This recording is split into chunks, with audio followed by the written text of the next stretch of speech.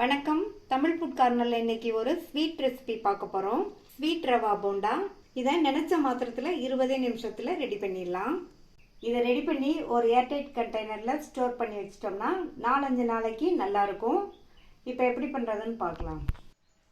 இந்த மிக்சிங் பவுல்ல 1 கப் வறுக்காத ரவை, 1/4 கப் மைதா, மைதாக்கு பதில் கோதுமை மாவு சேர்க்கறதுனாலும் சேர்த்துக்கங்க, 1/2 கப் சர்க்கரை. ரவை எந்த கப்பில் அளக்குறீங்களோ அதே கப்லேயே மைதா, சர்க்கரை எல்லாத்தையும் அளந்துக்கோங்க. இது கூட வாசனைக்கு 1/2 டீஸ்பூன் ஏலக்காய் பவுடர், அதுக்கப்புறமா ஒரு பிஞ்ச் அளவுக்கு உப்பு சேர்த்துட்டு எல்லாத்தையும் நல்லா ஒன்றா கலந்து கொடுத்துடலாம். இதில் கொஞ்சம் கொஞ்சமாக தண்ணி சேர்த்து இட்லி மாவு பதத்துக்கு கலந்துக்கலாம்.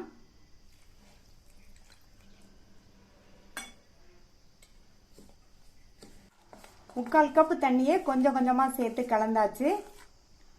இட்லி மாவு பதத்துக்கு இருக்கு. இதை மூடி வச்சு 15 நிமிஷம் ஊற வச்சுக்கலாம்.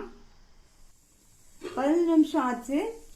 ரவை நல்லா ஊறி கெட்டியாகி வந்திருக்கு.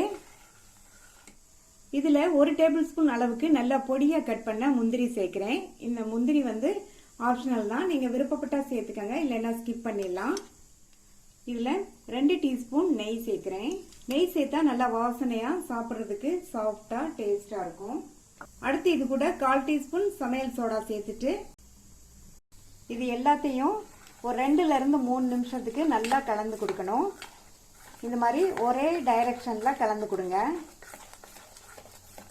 இந்த மாதிரி 2-3 நிமிஷம் இந்த மாதிரி கலந்து கொடுக்கறது இதுக்கு ரொம்ப முக்கியம். அதனால இந்த மாதிரி கலந்து கொடுத்துருங்க. நல்லா கலந்து விட்டாச்சு. இப்போ எண்ணெயில் போட்டு எடுத்துடலாம். மாவு இந்த மாதிரி எண்ணெயில் போட்டு எடுக்கிற மாதிரி இந்த மாதிரி பக்குவத்தில் இருக்கணும்.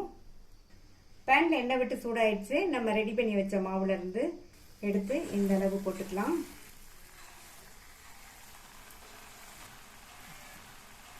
இப்போ போட்டு 1 நிமிஷம் கிட்ட ஆச்சு.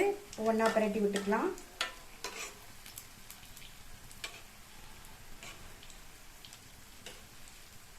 இந்த மாதிரி அப்பப்போ பரட்டி பரட்டி விட்டுக்கணும். பரட்டி பரட்டி விட்டு நல்லா மேலே லைட் ப்ரௌன் கலராக வரணும். அந்த மாதிரி இருந்ததுன்னா நல்லா வெளியில் கிறிஸ்பாகவும் உள்ள நல்லா சாஃப்டாகவும் இருக்கும். இப்போ பரட்டி பரட்டி விட்டு நல்ல லைட் கோல்டன் கலரில் வந்துருச்சு. இந்த ஸ்டேஜில் எடுத்துடணும். இது எடுத்தோம்னா நல்லா வெளியில் கிறிஸ்பாகவும் உள்ள நல்லா சாஃப்டாகவும் இருக்கும். நல்லா எண்ணெயை வடிச்சிட்டு ஒரு பிளேட்டில் டிஷ்யூ பேப்பர் வச்சுருக்கேன், அதில் வச்சிடலாம். மீதி உள்ளதையும் போட்டு எடுத்துடலாம். டேஸ்டான சாஃப்டான ஸ்வீட் ரவா போண்டா ரெடி ஆயிடுச்சு. இந்த போண்டா வெளியில நல்ல கிறிஸ்பாவும் உள்ள சாஃப்டாவும் சாப்பிட்றதுக்கு ரொம்ப டேஸ்டாவும் இருக்கும். நீங்களும் இந்த ரவா ஸ்வீட் போண்டாவை ட்ரை பண்ணி பார்த்துட்டு உங்க கமெண்ட்ஸை சொல்லுங்க. தேங்க்யூ.